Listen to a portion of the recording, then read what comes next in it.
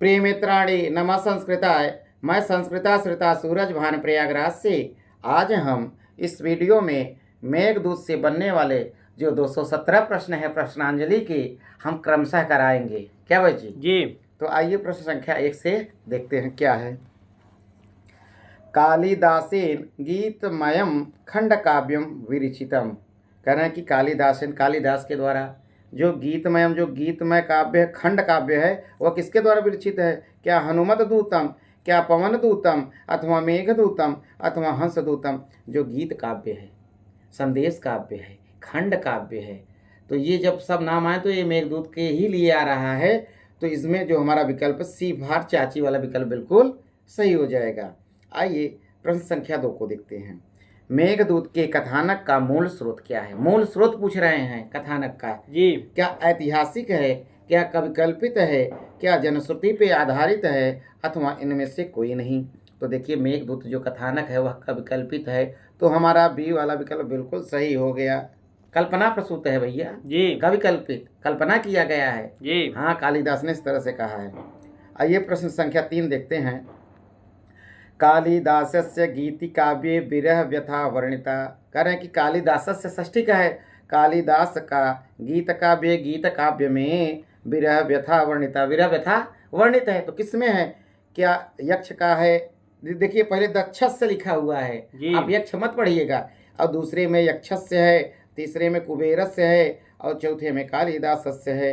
तो हमारा 3 का क्या हो जाएगा? विरह व्यथा किसका है? यक्ष का है। रामगिरी पर्वत में है, कुबेर ने साप दे दिया। क्यों साप दिया? क्योंकि अपना कार्य में ये आलस्य कर गए, शाम को ही पुष्प तोड़ के दे दिए। कुबेर सुबह पूजा करने गया भगवान शंकर का, उसमें से फूल, जब बासी फूल था तो उसमें भौरा बंद था, जिससे सूर्य का प्रकाश आया और फूल खिल गया। जब खिल गया उससे भौरा निकला और कुबेर को काट लिया, तो कुबेर ने साप दे दिया था यक्ष को। तो यक्ष का विरह व्यथा है मेघदूत में। तो हमारा बी वाला विकल्प बिल्कुल सही हो गया। आइए आगे का प्रश्न देखते हैं। मेघदूतम रचना साहित्य की किस विधा के अंतर्गत है? आपसे एग्जामिनर ये पूछना चाहता है तो मेघदूत की जो रचना है किस विधा के अंतर्गत आता है? क्या आपको पता है अथवा नहीं पता है? क्या गद्य काव्य है, अथवा महाकाव्य है, अथवा गीति काव्य है, अथवा सट्टक है? तो देखिए मेघदूत क्या है? गीति काव्य है, संदेश काव्य है, खंड काव्य है। तो एक ऑप्शन मिल गया गीति काव्य। तो हमारा सी फॉर चाची बिल्कुल उत्तर सही हो गया। समझ गए? इसलिए चाची अम्मा का सम्मान करना चाहिए जी। हाँ, 5वां नंबर का प्रश्न है। मेघदूतम किस श्रेणी का काव्य है? फिर से पूछ लिया कि मेघदूतम किस तरह का है। क्या चंपू काव्य है, अथवा स्मार्त काव्य है, अथवा गद्य काव्य है, अथवा दूत काव्य है? देखिए वाल्मीकि रामायण से लिया गया है दूत की कल्पना, तो मेघदूत भी क्या है? दूत काव्य है। इसमें कामी हो गया है यक्षवा, और मेघ को देकर के अपना संदेश पहुंचा रहा है। किसके द्वारा? मेघ के द्वारा। तो ये भी दूत काव्य है। तो हमारा 5 का डी वाला दादी वाला विकल्प बिल्कुल सही हो गया। आइए अगला प्रश्न देखते हैं। मेघदूत किस विधा का ग्रंथ है? फिर से पूछ लिया जी। क्या महाकाव्य है, अथवा खंड काव्य है, अथवा नाटक है, अथवा चंपू है? तो मेघदूत किस विधा का ग्रंथ है? तो खंड काव्य है, अथवा गीति काव्य है, अथवा संदेश काव्य है, अथवा आप समझ लीजिए कई नाम मिल रहे हैं लगातार जी। तो और संदेश काव्य भी है जी, आएगा आगे। तो हमारा जो है 6 का विकल्प बिल्कुल बी वाला सही है, खंड काव्य। आइए 7 नंबर का प्रश्न है। खंड काव्य है, फिर से वही आ गया। खंड काव्य क्या है? क्या 10 कुमार चरित्र? प्रश्न के तरीके बदल दिए गए हैं जी। आपको हर तरीके से आपको प्रश्न बनना चाहिए। खंड काव्य है, क्या 10 कुमार चरितम होगा, अथवा नल चंपू होगा, अथवा मेघदूतम होगा, अथवा किरातार्जुनीयम होगा? तो हमने बताया ना खंड काव्य मेघदूत है। नल चंपू क्या है जानते हैं जी? क्या है? चंपू काव्य है, चंपू काव्य। और किरातार्जुनीयम महाकाव्य है, भारवी का एकमात्र रचना है। तो ये खंड काव्य पूछ रहा है, तो मेघदूतम है। सी वाला विकल्प बिल्कुल सही हो गया। आगे का प्रश्न देखते हैं। मेघदूत में किस छंद का प्रयोग है? मेघदूत में किस छंद का प्रयोग है? तो कह रहे हैं कि क्या श्रगधरा छंद है, अथवा मंदाक्रांता छंद है, अथवा हरणी छंद है, अथवा शिखरणी छंद है? तो देखिए मेघदूत में मात्र एक ही छंद है, न कोई ग्रंथ के शुरुआत में परिवर्तन है, न अंत में, सिर्फ एक ही छंद है जिसका नाम क्या है? मंदाक्रांता। क्या पुरातन मुनि, आप समझ रहे हैं ना पूरी बात? तो देखिए तो ये जो है मंदाक्रांता छंद का लक्षण भी है, क्या जानते हैं कि मंदाक्रांता जलधि षड गई मभौ न तौ तात गुरु चेत। तो मंदाक्रांता चार जलधि षड गई छ मभौ न तौ तात गुरु चेत। 7 6 4 4 6 10 और 7 17 17 वर्ण मंदाक्रांता में होते हैं। और मंदाक्रांता यदि आपसे छंद पूछ ले, कभी कभी हायर में पूछ लिया जाता है जी कि ये कब गाया जाता है, तब कहिएगा कि प्राविट प्रवास काले मंदाक्रांता विराजते। प्राविट मतलब वर्षा काल में जी और प्रेम में गाया जाता है, वियोग में गाया जाता है मंदाक्रांता उसी समय। तो इसीलिए बरसात में गुरुजी पढ़ाते हैं मंदाक्रांता वाला ये मेघदूत को, तो उसी में ही भाव आते हैं। या आपका किसी से वियोग हो गया हो, पुरातन मुनि का हुआ हो, तो पुरातन मुनि समझे तो ये समझ जाएंगे वो मंदाक्रांता छंद क्या है। जी तो इसमें क्या कौन सा उत्तर सही हो जाएगा हमारा? मंदाक्रांता, बी वाला विकल्प बिल्कुल सही हो जाएगा। आइए अगला प्रश्न देखते हैं।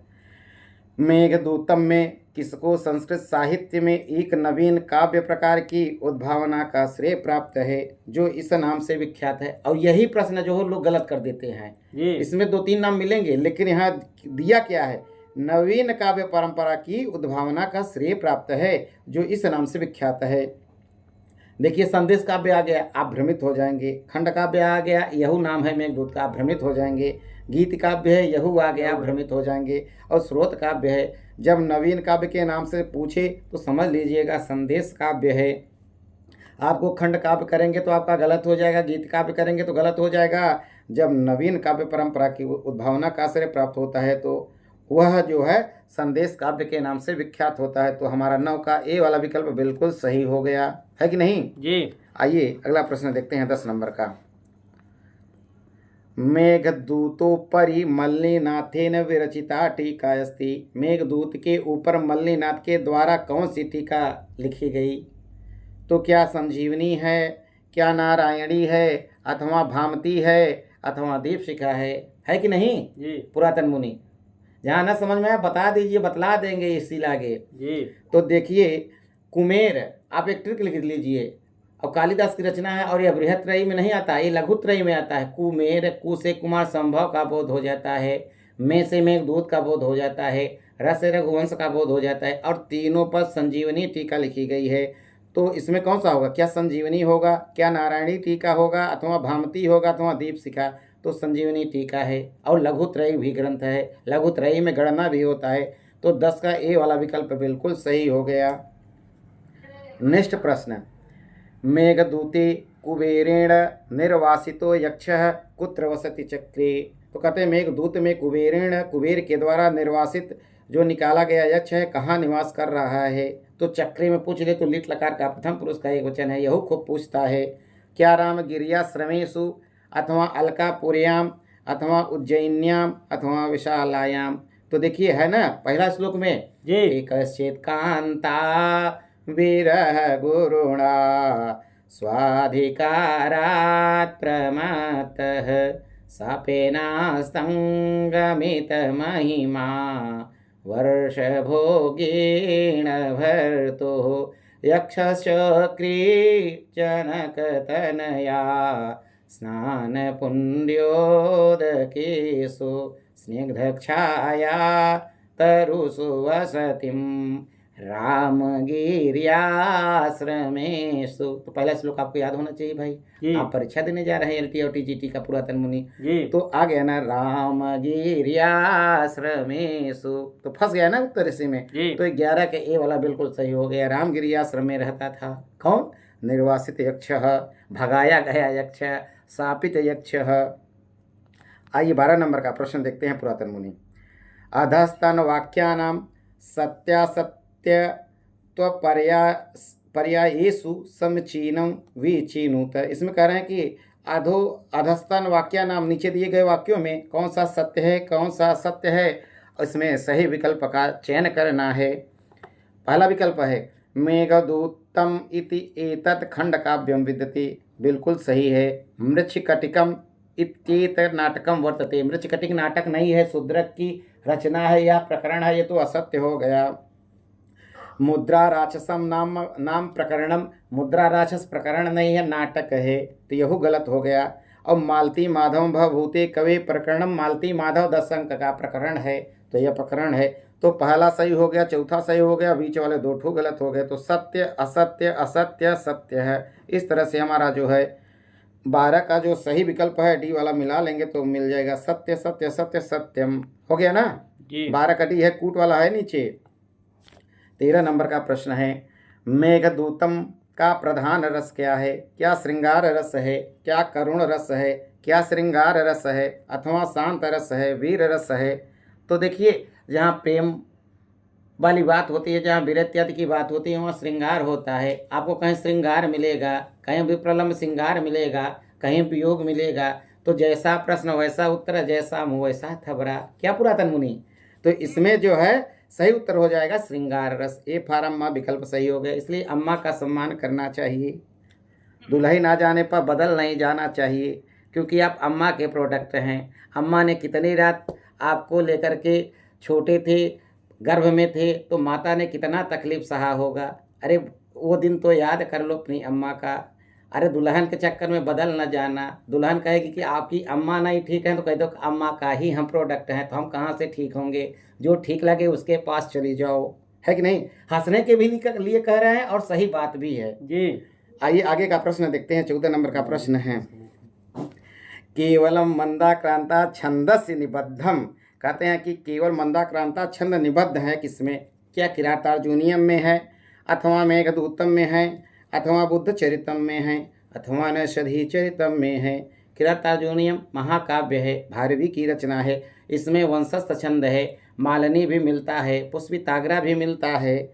मेघदूत में ऐसा एक खंड काव्य है, संदेश काव्य है, गीत काव्य है, जिसमें सिर्फ मंदाक्रांता छंद मिलता है।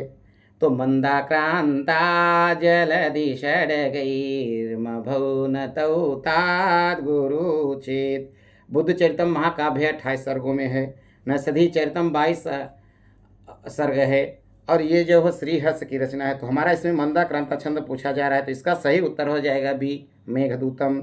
आइए नेक्स्ट प्रश्न, अगला प्रश्न, मेघदूत में प्रयुक्त छंद की प्रत्येक चरण में कितने अक्षर होते हैं? हमने बतलाया था ना इससे पहले, क्या 14 होंगे, क्या 15 होंगे, क्या 16 होंगे, क्या 17 होंगे? तो 4 6 7 पे यति होते हैं, तो जब आप गणना कर लेंगे तो 17 वर्ण हो जाएंगे। और इसमें जो विकल्प हमारा सही होगा डी वाला सही होगा। लक्षण भी है कि मंदाक्रांता जलधि षड्गैर् मभौ न तौ तात गुरुचित। जितनी बार आप पढ़ेंगे उतना बार आपको पारायण करेंगे, आपका जो है स्थिर हो जाएगा, याद हो जाएगा। तो हमारा जो है 15 का डी विकल्प बिल्कुल सही है। आइए अगला प्रश्न देखते हैं, मेघदूतम का अंगी रस, क्या करुण रस है, क्या शांत रस है, क्या संभोग श्रृंगार है, अथवा वियोग श्रृंगार है? भाई यक्षवा अपनी पत्नी यक्षिणी से क्या हो गया, कुबेर के हिसाब से नई नई शादी हुई थी, और वह गलती कर गया अपने पत्नी के चक्कर में। और तो उसका स्वामी कुबेर जो है साप दे दिया कि तुम्हें 1 साल अपने पत्नी से दूर रहोगे। और वही बज्जिया पढ़ रहे हैं, पुरातन मुनि भी पढ़ रहे हैं।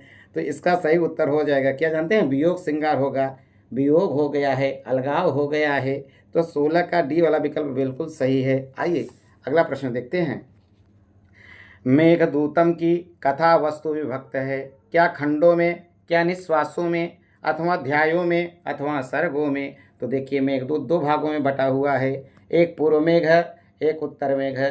पूर्व मेघ में 66 श्लोक, उत्तर मेघ में 55, कुल मिलाकर के 115, प्रक्षिप्त मिलाकर 121 हो जाएंगे मल्लिनाथ के अनुसार। तो हमारा यहाँ पर 17 का ए वाला विकल्प बिल्कुल सही है। आइए अगला प्रश्न चलते हैं, मेघदूतम कितने भागों में विभक्त है? फिर से आ गया, उसमें खंडों में था, अब 2 खंड हैं, तो इसका सही उत्तर हो गया 2। तो सी वाला विकल्प बिल्कुल सही हो गया, ज़्यादा समय नहीं लेंगे।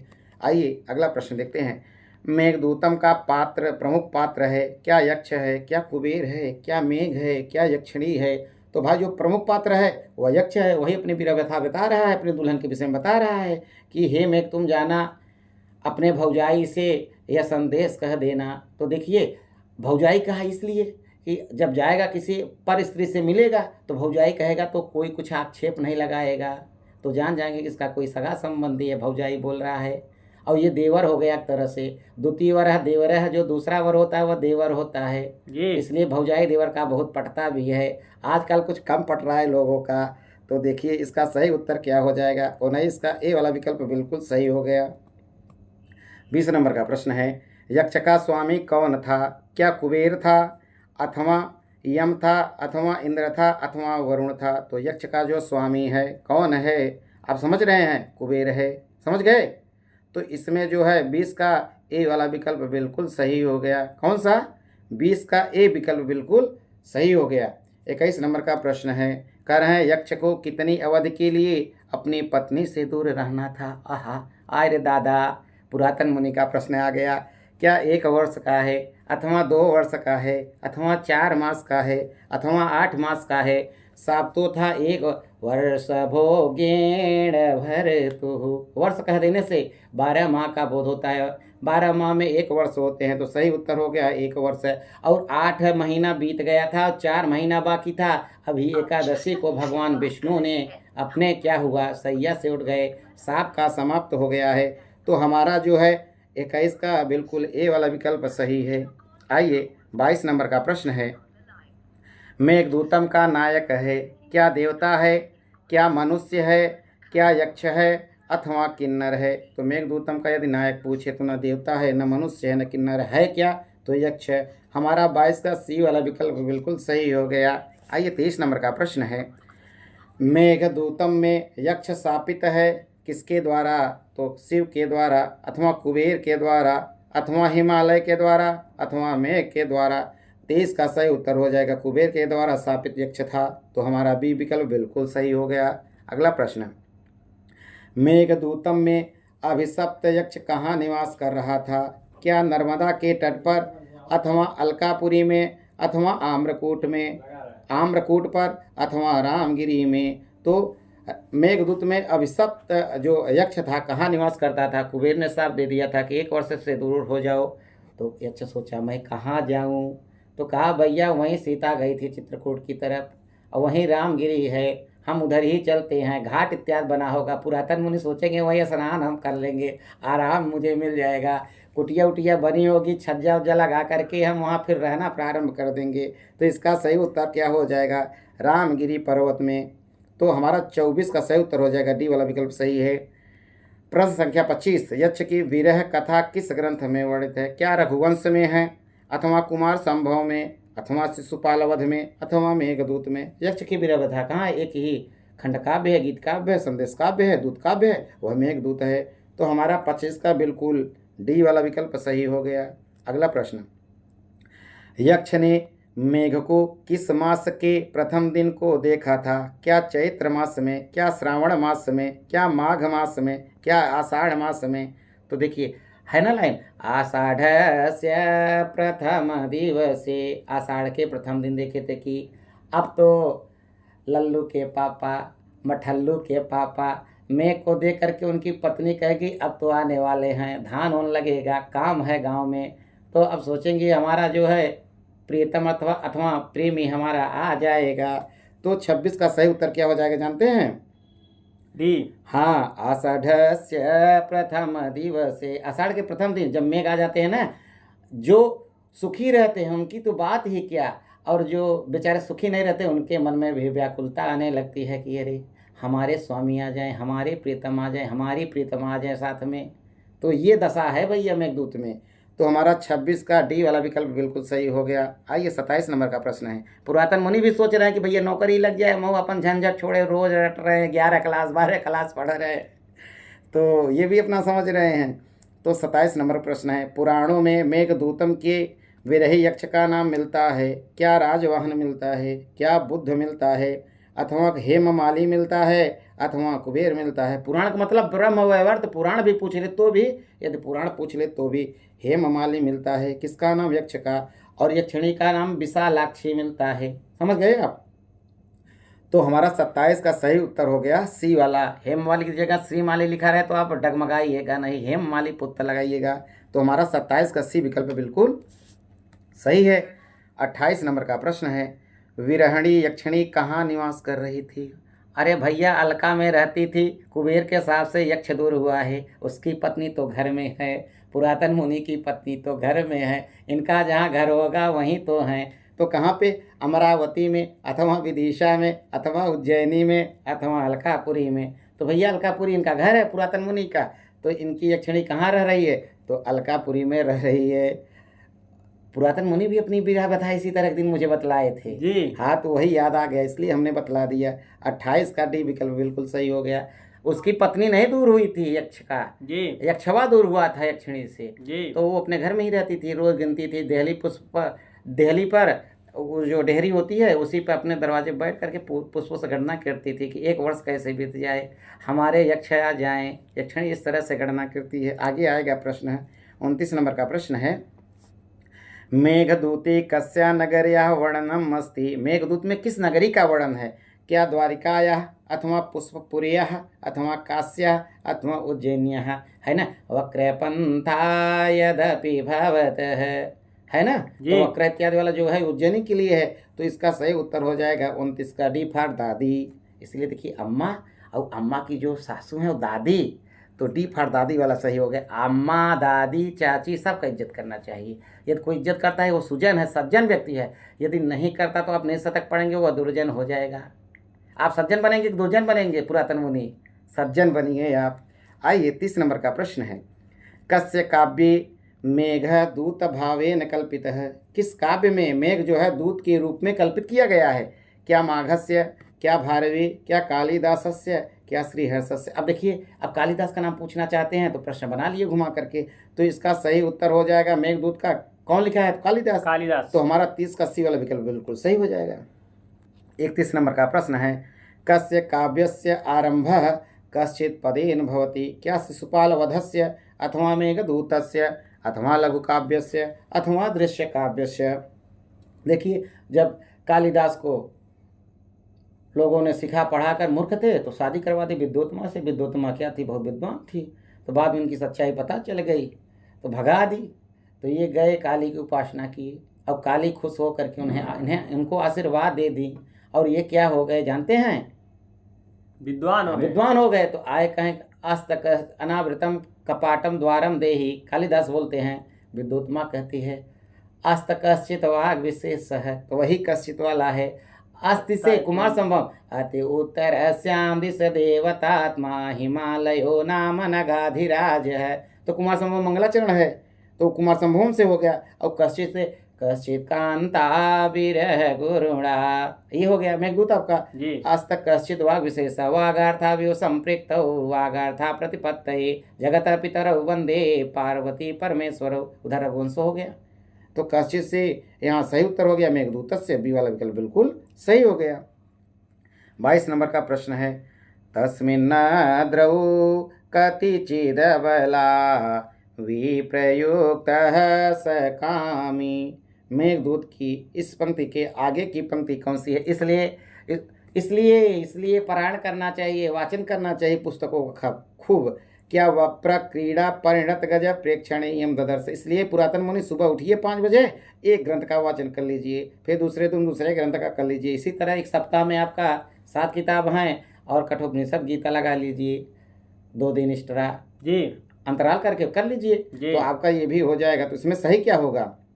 इसलिए पारायण करना होगा कि देखिए, क्या वप्र क्रीड़ा परिणत गज प्रेक्षणीयम ददर्श होगा, अथवा जेमु तेन स्वकुशलमयी हारिष्यन प्रवृत्तिम होगा, अथवा नित्वामासन कनकवलय भ्रंश रिक्त प्रकोष्ठ है, अथवा अंतर्वाष्पश्चिर मनुचरो राजराजस्य दध्यु। तो 32 का देखिए, जब वाचन करे रहेंगे तो आप पकड़ लेंगे कि तस्मिन्नद्रौ कतिचिदबला विप्रयुक्तः स कामी नित्वामासान् कनकवलयः भ्रंशरिक्तः प्रकोष्ठः। देखिए सी वाला मिल गया, तो 32 का सी वाला विकल्प बिल्कुल सही हो गया। भैया जी, यदि आपको अपने माता पिता को पहचानना हो तो आप क्या देर लगाएंगे? जी नहीं, आप पहचान जाएंगे। क्यों? आपने बार बार देखा है अपने मम्मा पापा को, माता पिता को, पिता माता को, चाचा चाची को, दूर से ही पहचान जाएंगे। वैसे ही ग्रंथों का पारायण करेंगे, वाचन करेंगे, तो ये भी लाइन लगी रहेगी, आप सीधा पहचान जाएंगे इसका उत्तर क्या बनेगा। तो 32 का हमारा जो है सी विकल्प बिल्कुल सही है। आगे का प्रश्न देखते हैं।